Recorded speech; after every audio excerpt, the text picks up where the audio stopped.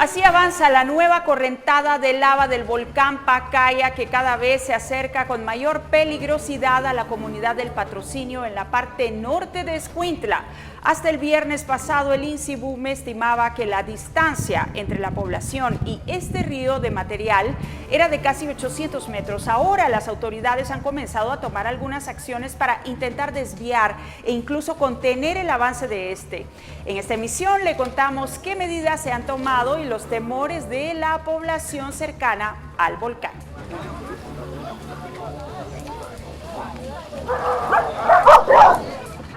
Buenas noches, ¿cómo están? Qué gusto acompañarles nuevamente en la edición dominical de Noticiero Guatevisión. Tenemos las noticias más importantes del fin de semana, así que póngase cómodo que nosotros le presentamos el resumen. Ticalia Parada está a cargo de la interpretación de lengua de señas. Mi nombre es Alejandra Álvarez. Vamos a los titulares. Comenzamos.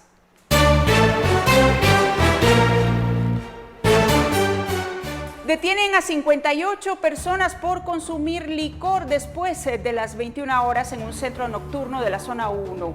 Una de las personas en el lugar estaba contagiada de COVID-19.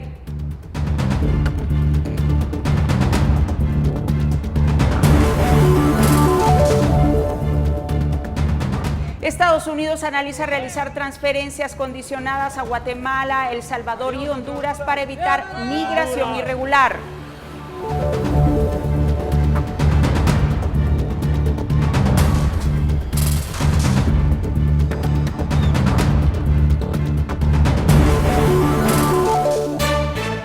Más departamentos del país imponen restricciones a nivel local ante surgimiento de nuevos casos de COVID-19.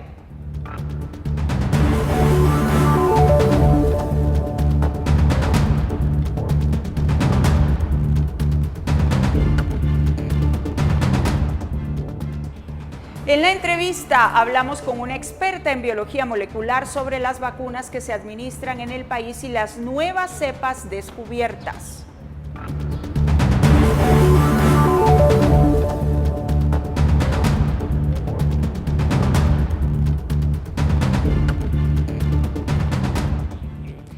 ¿Cuáles son las perspectivas sociopolíticas para el país en el segundo trimestre del año? En esta emisión le presentamos un análisis sobre el tema.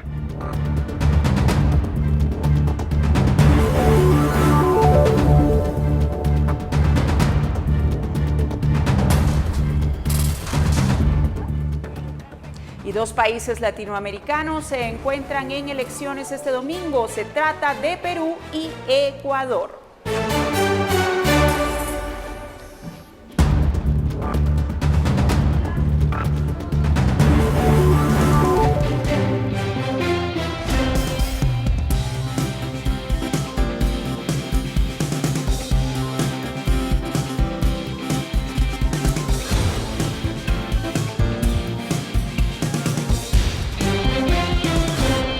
Bueno, iniciamos con las noticias. Utilizando drones, la Policía Nacional Civil detectó que un centro nocturno seguía sirviendo licor después de las 21 horas. Por eso fueron detenidas 58 personas, una de las cuales confesó que por la mañana le confirmaron que era positivo de COVID-19. De acuerdo a las normativas impuestas por la pandemia, la Policía Nacional Civil debe realizar operativos para evitar el consumo de bebidas alcohólicas y reuniones después de las 9 de la noche.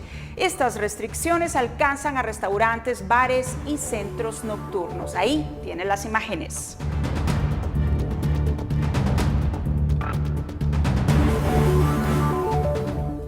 Y en la frontera entre México y Estados Unidos, las autoridades sanitarias mexicanas lanzaron una campaña agresiva para determinar si los migrantes guatemaltecos, hondureños y salvadoreños están contagiados de COVID-19.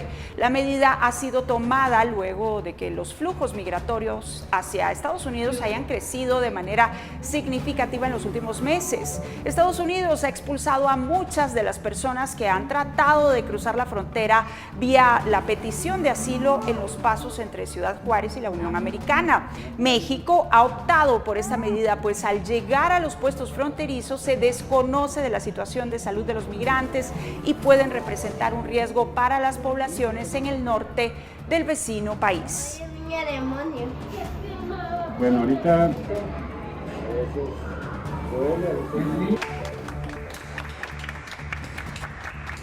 Y mire usted, los médicos del hospital de Tunja, en Colombia, aplauden por segunda vez a Carmen Hernández a su salida del segundo tratamiento por COVID-19, así como lo ve. La señora Hernández, a sus 104 años de edad, ha enfrentado en 2 ocasiones el COVID y ha sobrevivido en menos de un año. Ella nos inspira a seguir trabajando, dijo uno de los médicos que trató a la anciana, que en su segundo contagio pasó 21 días en la unidad de cuidados intensivos del hospital.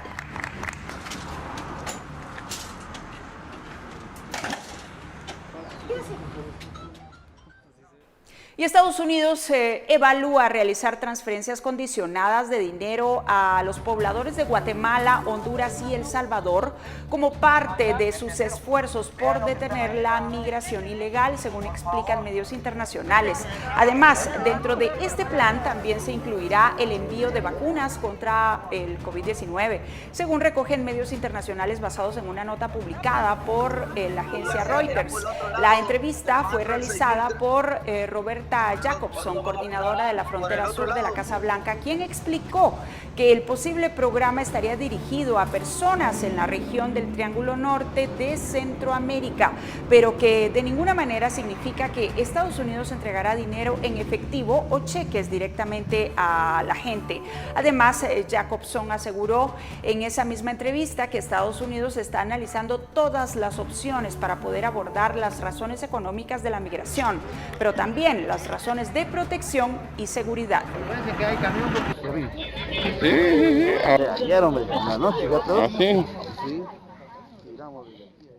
Y como le hemos informado en nuestras redes sociales, el Ministerio de Salud Pública teme que en las siguientes semanas se registre un incremento de casos de COVID-19. Es por eso que desde el viernes autoridades locales han impuesto nuevas restricciones en diferentes departamentos. Por ejemplo, en Retalhuleu ya se registran 431 casos positivos durante el mes de abril. A eso hay que sumar la alerta por la confirmación de la nueva variante de coronavirus. Marzo fue considerado crítico en el departamento de Retalhuleu. Área de Salud contabilizó 2.023 casos de COVID-19 y 437 casos se han registrado en las primeras 2 semanas de abril y 53% de positividad. Por ello, autoridades suspenden actividades deportivas, eventos sociales y aumentarán operativos y verificaciones en comercios. No es de decir, mire, vamos a tomar medidas más drásticas, los vamos a meter a la cárcel.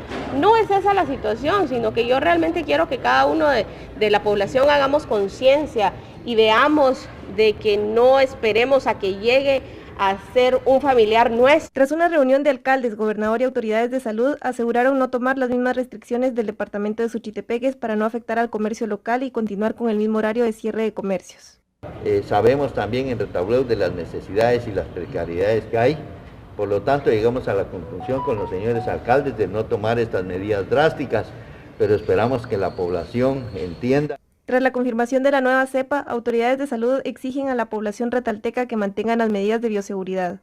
Está en el país ya circulando y empezamos a ver ya la virulencia,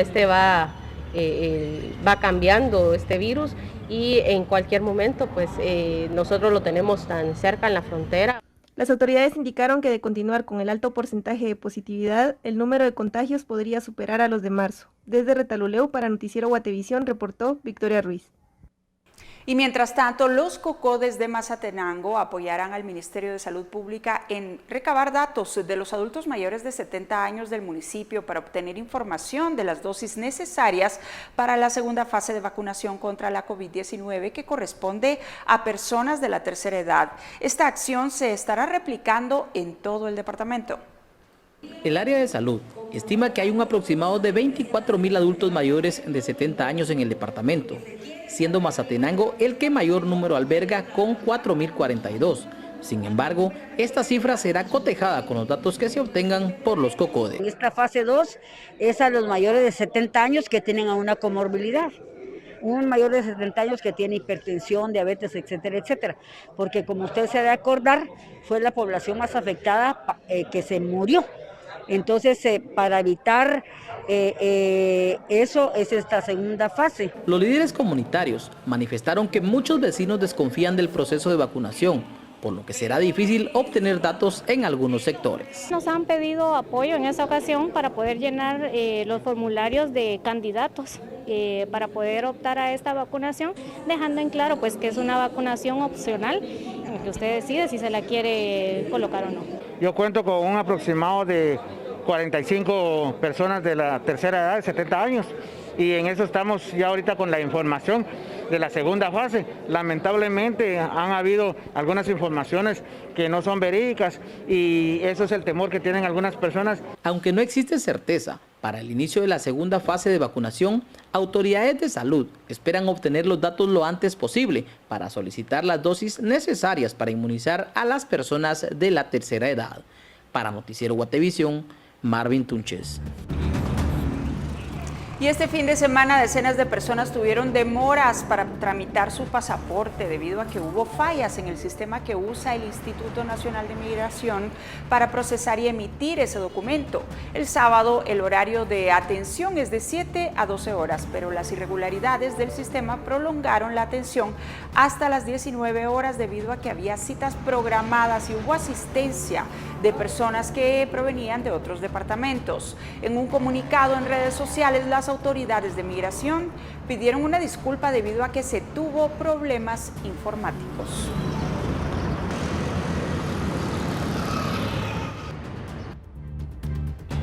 Vea usted una convivencia de 6 personas con comida y cervezas el viernes por la noche adentro de una casa culminó en tragedia, 4 muertos. El tiroteo en el interior de la casa ocurrió en la colonia Altos de Primavera en zona 4 de Villanueva. El grupo de personas llegó a la vivienda a las 20 horas y se dispusieron a cenar. 3 horas después ocurrió la balacera que dejó 3 muertos en la sala y uno más falleció en el hospital de Amatitlán. Las víctimas mortales en la vivienda fueron Antonia Tobar, de 36 años, quien era la propietaria del inmueble, Luis Alejandro Bach Pop, de 28, y otro hombre que no fue identificado. La policía sospecha que en la escena hubo discusión que generó el tiroteo.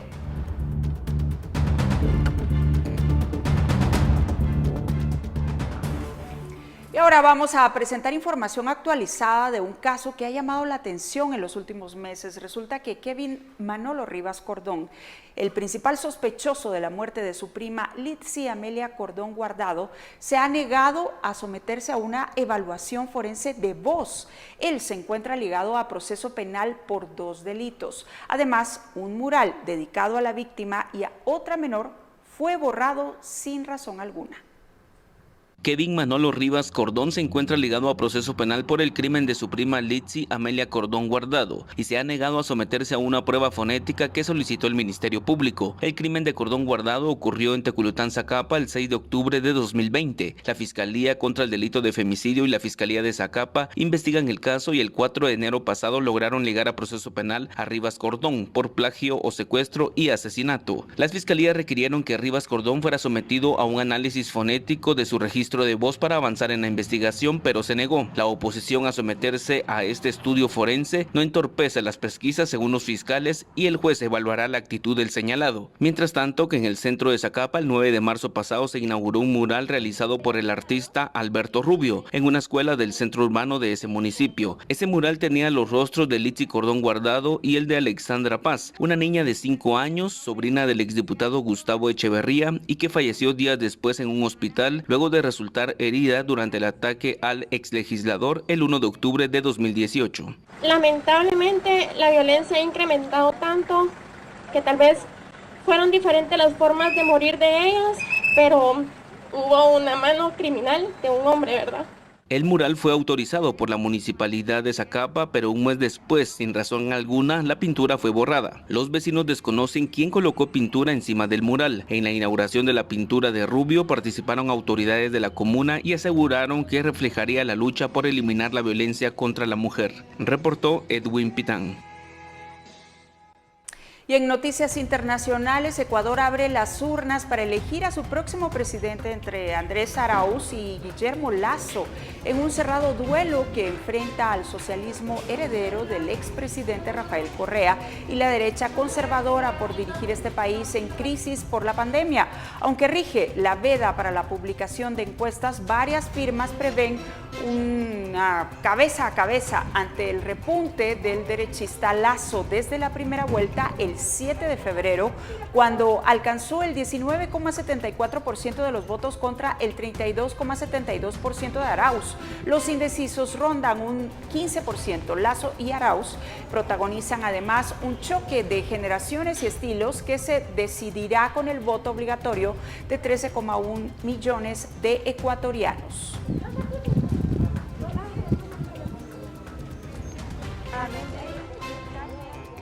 Y los peruanos también acudieron a las urnas este domingo para elegir un presidente entre 18 candidatos que despiertan poco entusiasmo en un momento particularmente brutal de la pandemia de coronavirus que hacía que se confundieran las filas para votar con las de conseguir oxígeno para familiares enfermos, ¿se imagina?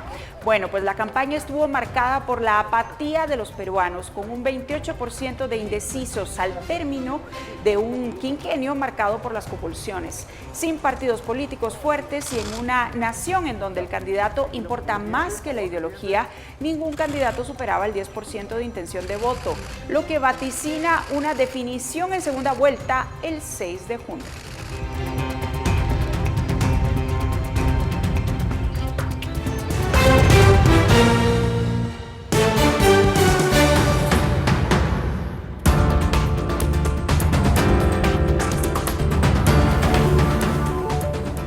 Al volver hablamos de las migraciones en datos y le presentamos un análisis sobre perspectivas para el segundo trimestre del año en el país.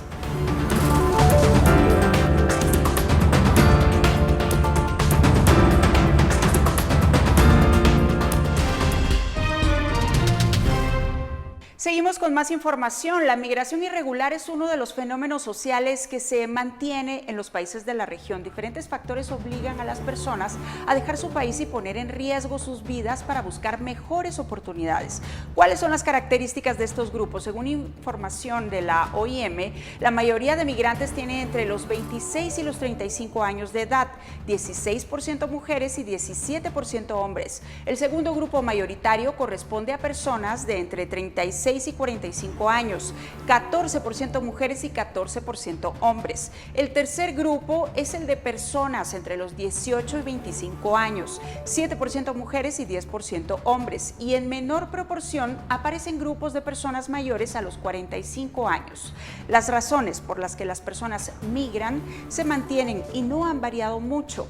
Las principales son pobreza, falta de empleo, inseguridad, violencia, reunirse con familiares o búsqueda de mejores oportunidades, entre otras. Y el problema es que los planes implementados no han logrado el objetivo de contener la migración. Hay problemas de fondo que están pendientes de ser resueltos. Y otro problema que ha ido en aumento en los últimos años es la migración de menores no acompañados. Según datos de medios estadounidenses, hasta febrero de este año se reportaban más de 9.400 menores que llegaron a la frontera sin sus padres, lo que representa el triple de casos registrados en el 2020. Y lo más triste es que cada día llegan más.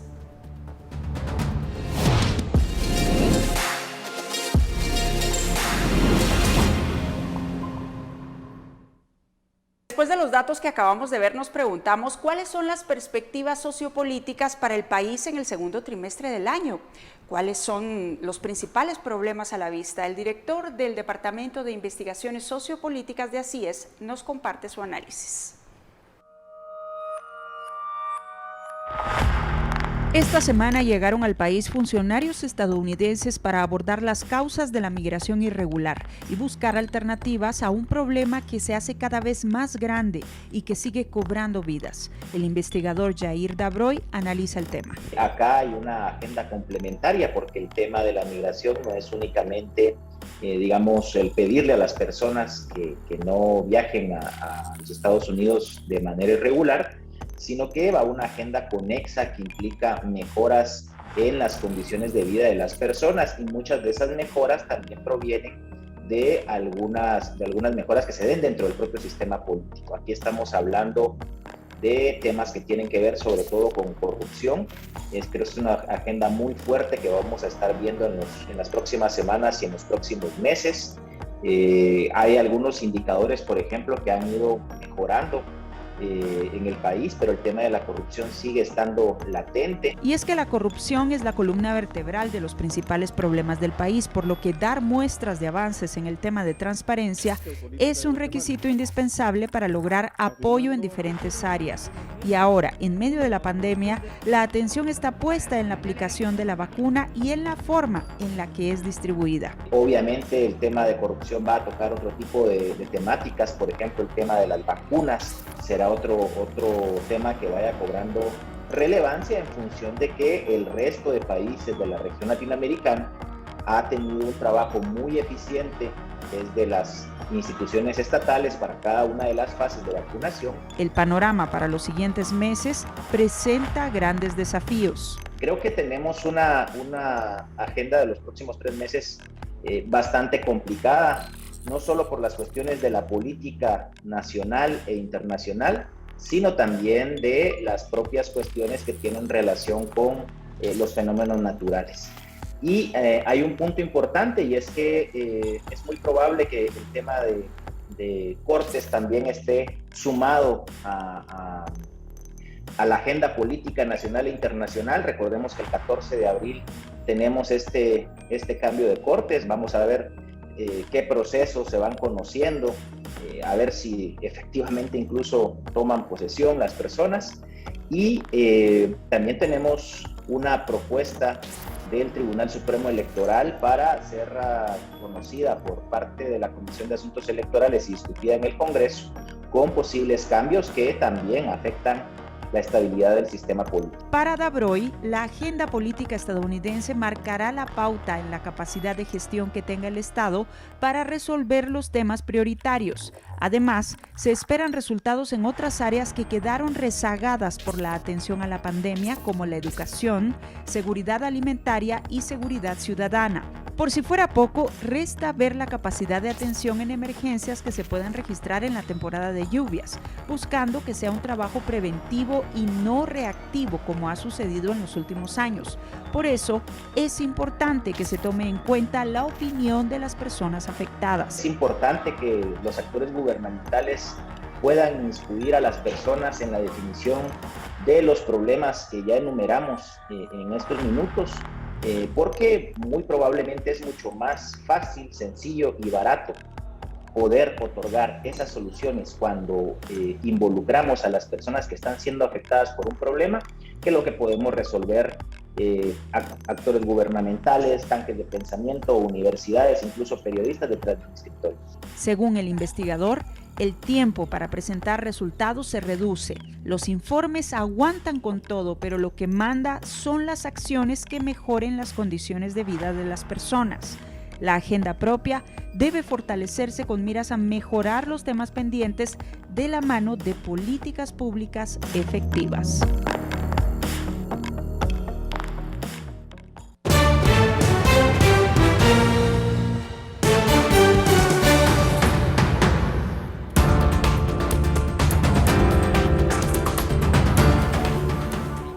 Al volver hablamos con una experta en biología molecular sobre las vacunas que se están administrando en el país y las nuevas cepas de COVID-19.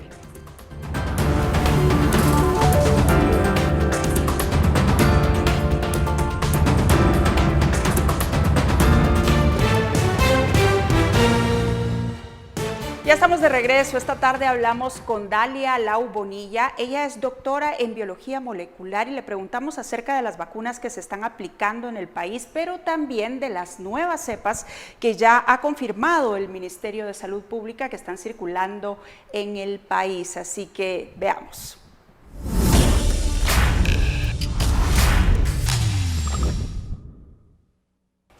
Doctora Dalia Lau Bonilla, buenas noches, gracias por atendernos en Noticiero Guatevisión. Y bueno, la primera pregunta es, ¿cómo ha visto usted la aplicación de las vacunas en el país hasta el día de hoy?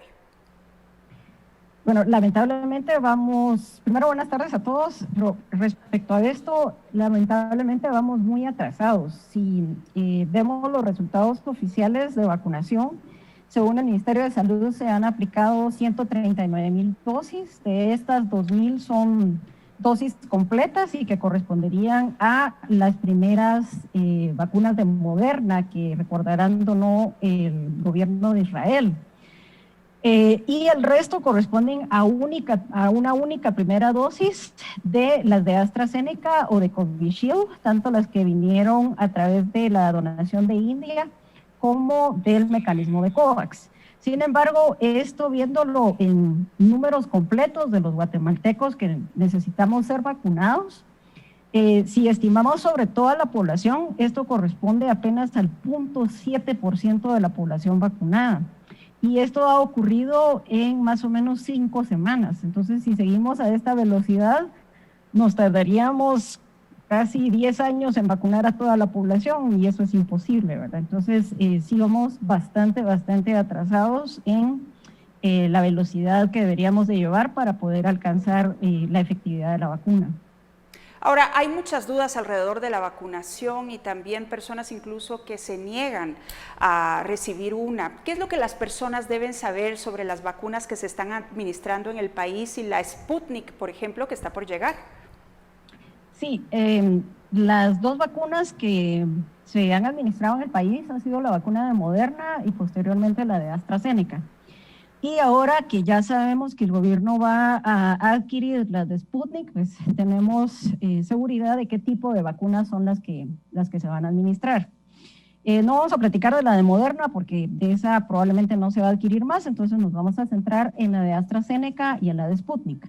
Ambas vacunas son similares en el sentido de que se basan en el uso de un virus que funciona como transporte de fragmentos del virus de coronavirus, pero no es coronavirus. El virus en este caso se trata de adenovirus y los adenovirus, nuestros cuerpos han estado expuestos a adenovirus durante toda la vida, dado que estos virus son los que provocan, entre otras cosas, resfriados comunes. Entonces, la idea acá es utilizar otro virus, solo que lleve componentes, fragmentos del virus para el cual se desea desarrollar anticuerpos o defensas. Entonces, en el caso de AstraZeneca, utiliza un adenovirus que no infecta humanos, sino que infecta únicamente chimpancés. De todos modos, se trata de un adenovirus no infeccioso y la idea es que funcione solo como un transporte de los fragmentos de coronavirus. En el caso de la vacuna de Sputnik, sí utiliza 2 adenovirus originalmente aislados de infecciones en humanos o de células de humanos, y en este caso se trata de 2, el adenovirus 26 y el adenovirus 5. Es importante hacer notar que estos 2 adenovirus también son utilizados en otras vacunas, pero no combinados. Las vacunas que los utilizan son la vacuna de Johnson, que todavía no está disponible en el mercado, y la otra es una vacuna china que es del Instituto CanSino. Entonces, la principal diferencia de la de Sputnik es que es la única que utiliza 2 adenovirus y otra diferencia clave es que la primera dosis de esta vacuna es distinta ligeramente a la segunda dosis. Entonces es muy importante saber que no podemos mezclar dosis entre vacunas y que todas las personas que se vacunen con la primera dosis de Sputnik tendrán que vacunarse, por supuesto, con la segunda dosis de Sputnik, pero en este caso sí son diferentes. A diferencia, por ejemplo, de la de AstraZeneca, donde la primera dosis tiene exactamente la misma composición que la segunda dosis de AstraZeneca. En términos de qué necesitan saber las personas, todas estas vacunas que ya están en el mercado y que ya han alcanzado y pasado los ensayos clínicos fase 3, todas han mostrado seguridad en el desarrollo de inmunidad frente a este virus, a SARS-CoV-2.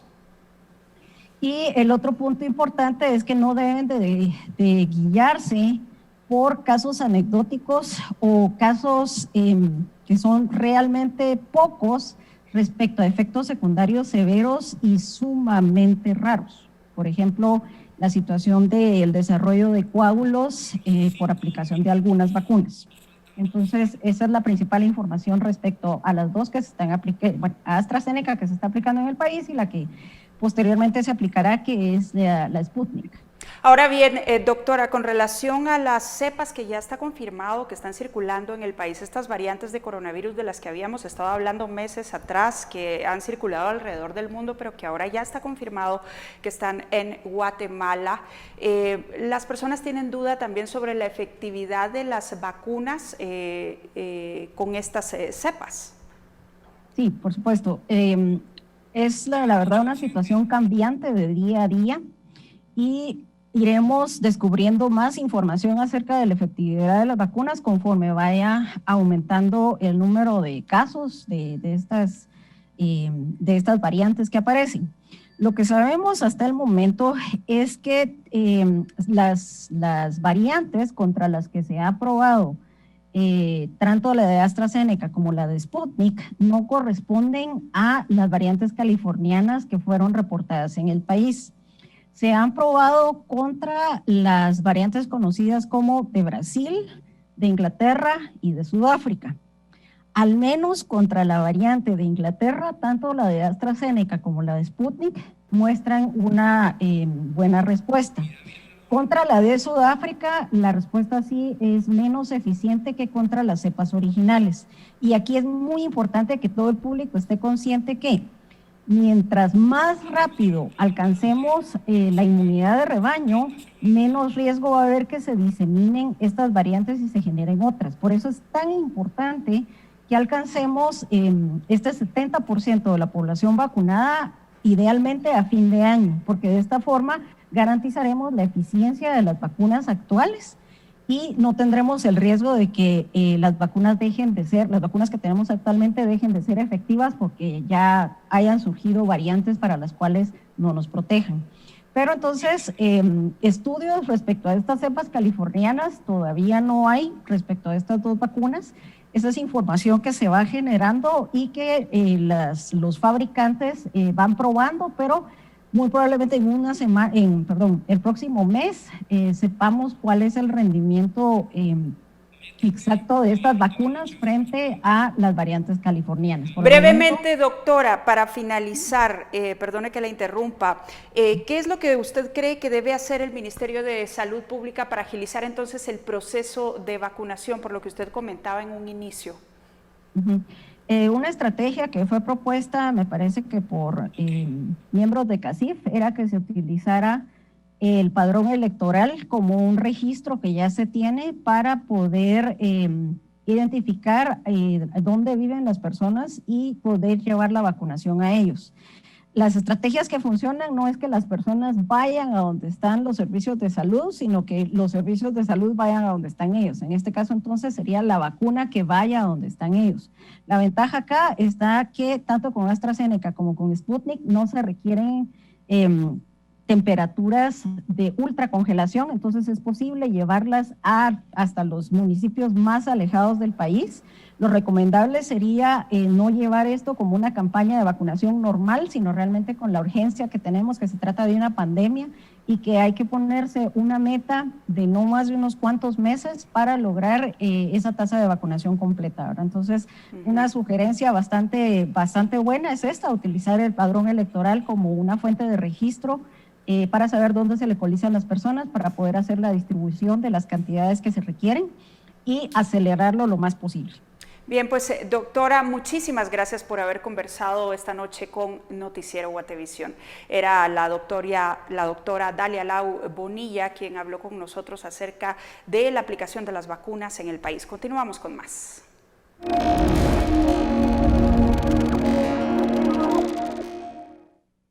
Bueno, hay más. Resulta que la FDA en Estados Unidos deberá analizar la petición de Pfizer para vacunar a menores de 16 años. Recuerdan ustedes que hay duda alrededor también de lo que va a pasar con los menores de edad. Y bueno, ya tienen resultados de los últimos ensayos médicos en adolescentes. Esta es la nota. Pfizer y BioNTech buscan extender el uso de su vacuna de emergencia contra COVID-19 en adolescentes. La alianza farmacéutica solicitó la autorización el viernes a la Administración de Alimentos y Medicamentos de Estados Unidos. Según un comunicado, buscan que el inmunizante sea utilizado en jóvenes de entre 12 y 15 años y planean hacer solicitudes similares ante autoridades regulatorias en todo el mundo. La petición se basa en ensayos clínicos de fase 3 en este grupo de edad que mostraron una eficacia de 100% según informaron las compañías. A finales de marzo, la asociación publicó los resultados de sus estudios realizados en 2.260 adolescentes, que mostraron una respuesta inmune robusta tras la administración del compuesto y con efectos secundarios coherentes. Por el momento, esta vacuna está siendo administrada en Estados Unidos a personas de más de 16 años. Según los expertos, los niños presentan cuadros menos graves de COVID-19 y hasta ahora no fueron un grupo prioritario, pero sí representan una proporción importante de la población y deberían ser inmunizados para frenar los contagios. Esta fue la primera vacuna aprobada en el mundo occidental a finales de 2020. Las condiciones del tiempo para las próximas horas las conocemos con Pamela Valdés. Buenas noches, Pamela. Muy buenas noches, Alejandra. Qué gusto saludarte y compartir con toda nuestra audiencia el pronóstico del clima de mañana para que ustedes en casa lo puedan tomar en consideración, y continuamos con condiciones de cielos parcialmente nublados en la mayor parte del territorio nacional. Cabe destacar que tendremos condiciones y un ambiente agradable, soleado, brumoso, sin descartar también la probabilidad de algunas lloviznas del sur al centro de nuestro país. Esto se debe al ingreso de humedad del Pacífico para que ustedes en casa lo puedan tomar en consideración. Y a continuación, las condiciones climáticas para los próximos días, específicamente en la ciudad capital. Esperamos para el lunes el inicio de una semana más, martes y miércoles principalmente soleado, y las temperaturas máximas se estarán registrando entre los 25 a los 28 grados centígrados. Por último, les compartimos la salida del sol, y como pueden observar en pantalla, lo esperamos a las 5:50 de la mañana y se ocultará a las 6:16 de la tarde. Hasta aquí yo con la información del clima. Regreso contigo, Alejandra.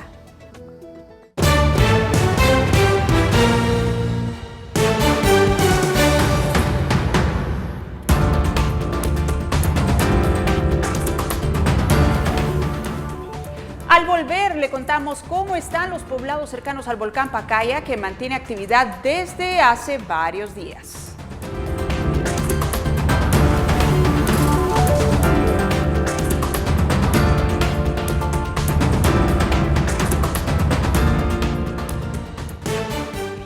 Estamos de regreso. El Cuerpo de Ingenieros del Ejército elabora hondonadas en fincas de la aldea El Patrocinio para intentar contener el avance del río de lava del volcán Pacaya. Pero se sabe que la lava ya ha superado las cavidades elaboradas por los soldados. Estos son los detalles.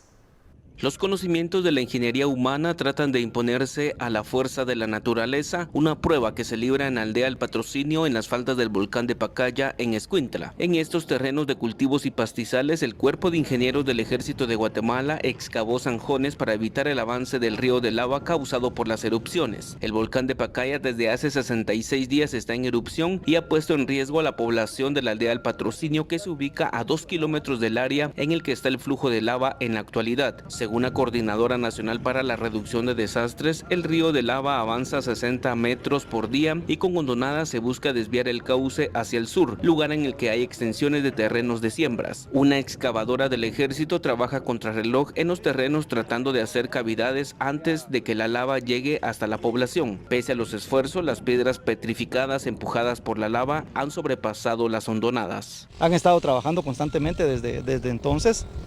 Según reporta el oficial encargado, han avanzado más de 150 metros lineales en hacer este dique.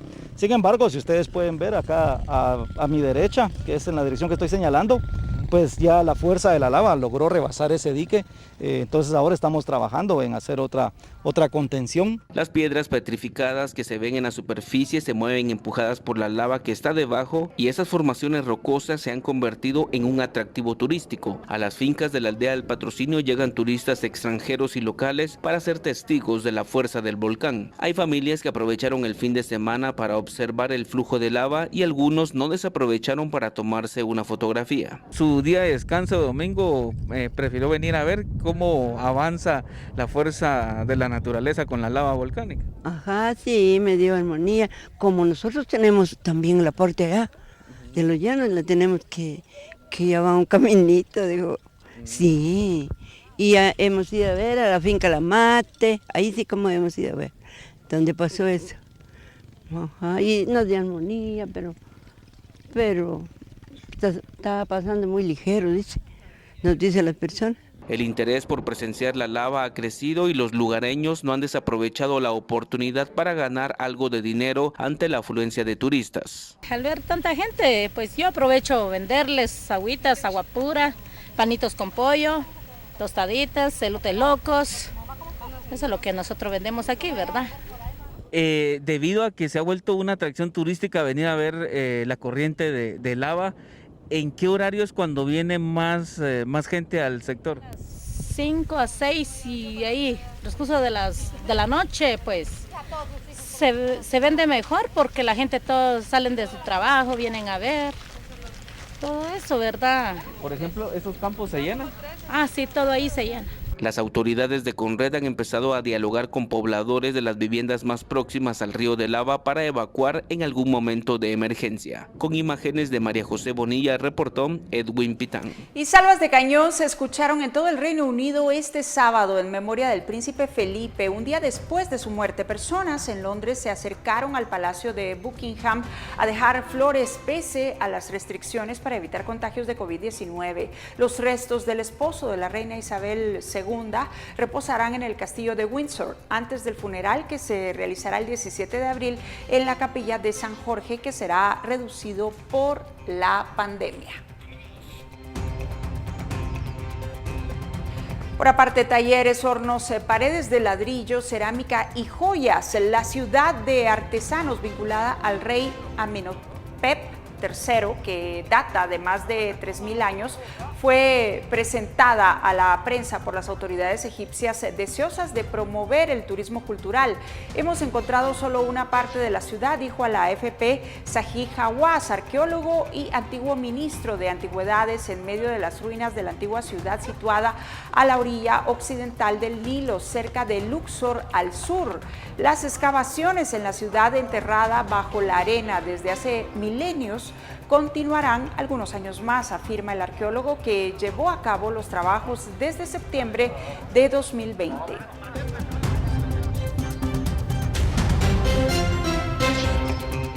Y Brasil estrenará una nueva estatua gigante de Cristo en una pequeña ciudad en el sur del país que superará en tamaño al icónico Cristo Redentor de brazos abiertos que se alza en la cima del Corcovado en Río de Janeiro.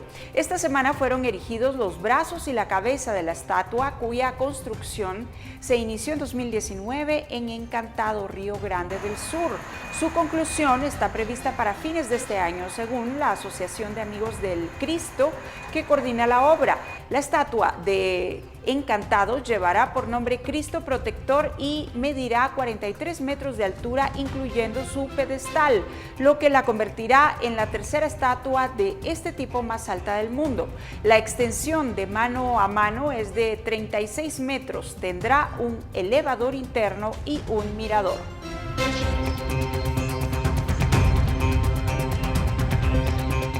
Y los rusos celebran el 60 aniversario del primer hombre en el espacio que logró colocar la Unión Soviética, predecesora del gigante espacial en la fortaleza de Pedro y Pablo en San Petersburgo. Los niños y autoridades locales celebraron la puesta en órbita del héroe ruso Yuri Gagarin, ganando el primer capítulo de la carrera espacial que los soviéticos tuvieron con los Estados Unidos en plena Guerra Fría. En Rusia, Gagarin es un héroe nacional y sirve para recordar la supremacía soviética y por lo tanto pues rusa también. El mundo de las ciencias aplicadas en el espacio pues está de nuevo ante los ojos del mundo. Y Antonio Salvador puede contar una historia de vida por dos. Este español sobrevivió una cirugía de trasplante de corazón, mientras en el mismo hospital nacía su hijo. Todo esto ocurrió en el Hospital Gregorio Marañón de Madrid, donde Salvador fue notificado que habían encontrado un donador de corazón compatible con él, mientras su esposa iniciaba el trabajo de parto. Salvador había esperado cerca de 2 años para encontrar un donante del órgano que ahora le permitirá, luego de una prolongada recuperación, disfrutar de 2 milagros de vida que coincidieron. Está tranquilo, ¿eh? Sí, así y ya se está bien tranquilo.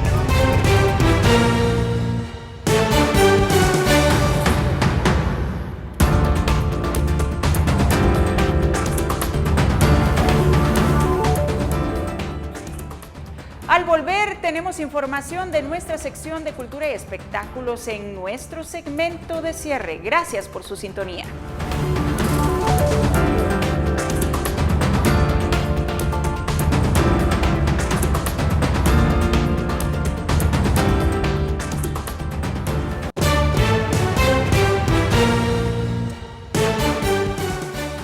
En la sección de Cultura y Espectáculos, Pablo Juárez nos cuenta de una obra musical que se estará presentando en el Teatro al Aire Libre. Veamos de qué se trata.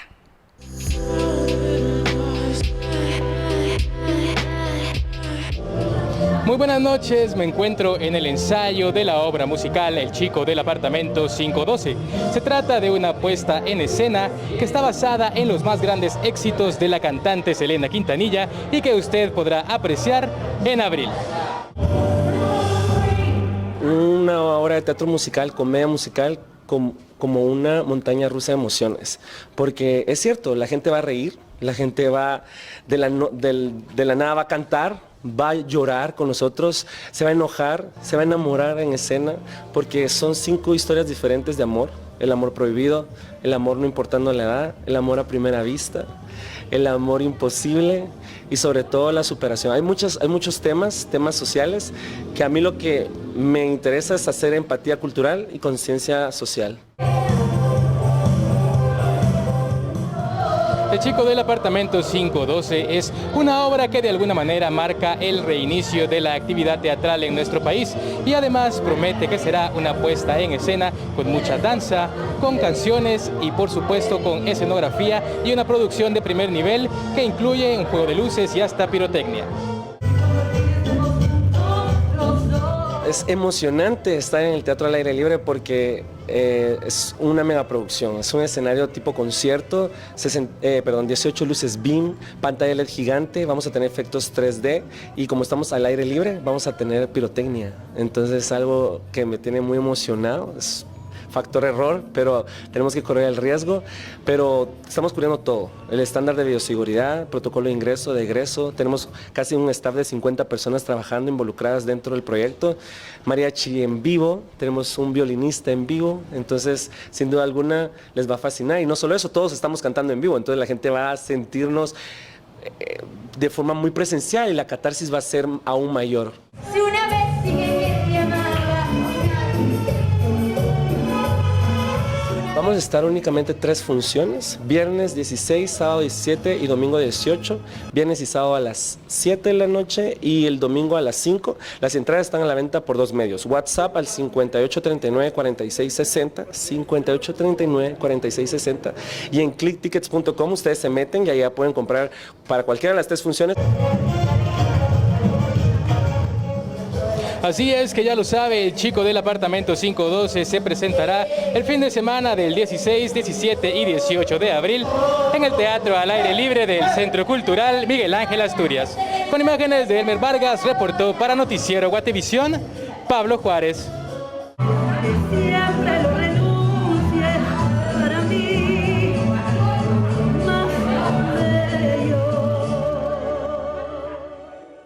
Llegamos al final de la edición dominical de Noticiero Guatevisión. Muchas gracias por su sintonía. Mañana regresamos con más noticias en nuestras 3 emisiones. Nos despedimos con imágenes que hace 2 años conmovían al mundo. La Catedral de Nuestra Señora de París, que se incendió luego de un fallo en el sistema eléctrico y que puso en riesgo a una de las joyas arquitectónicas del mundo occidental. 2 años después, y con la movilización de miles de millones de dólares, trabajadores siguen ocupados en la reconstrucción de la catedral, famosa referencia de la capital francesa. Ahí tiene las imágenes. Buenas noches, que descanse.